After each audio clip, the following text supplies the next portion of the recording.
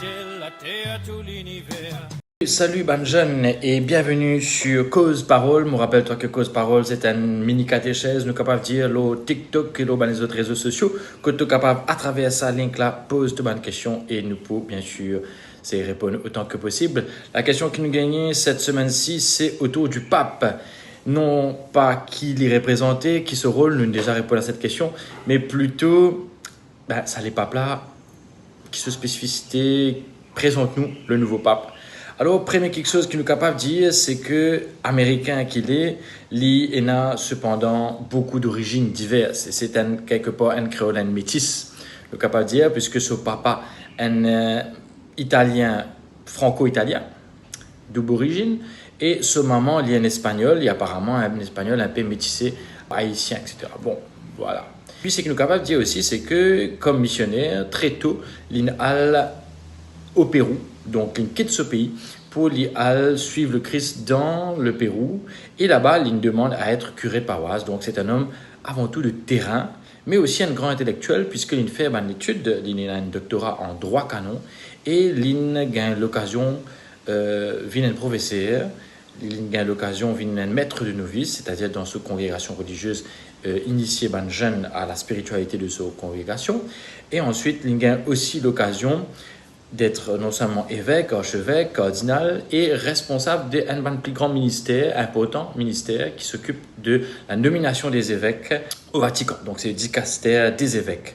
Donc ce qui fait que il a un CV extraordinaire en tant qu'homme d'église, il fait tout.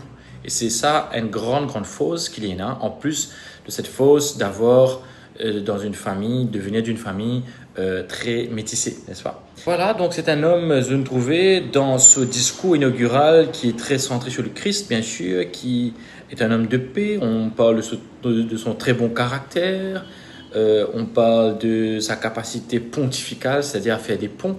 D'ailleurs, je crois un petit coup de griffe à Trump qui ne cesse de construire des murs. Lui, il a dit, voilà, il faut construire des ponts. C'est un homme manifestement de dialogue qui a été choisi aussi suite à François parce que nous sentis que il y a une tension entre progressistes et conservateurs et lui, il est vraiment l'homme du milieu, l'homme des ponts, l'homme qui veut dialoguer entre eux et continuer à faire que cette église rentre dans une culture de dialogue.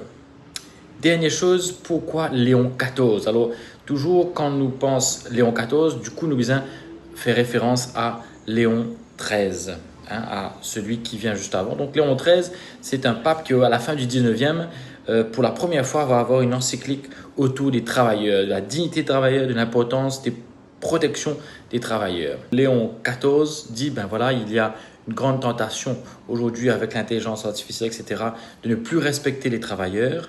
Ils ont des droits. Il y a une fracture numérique, une fracture entre les riches et les pauvres qui s'accroît.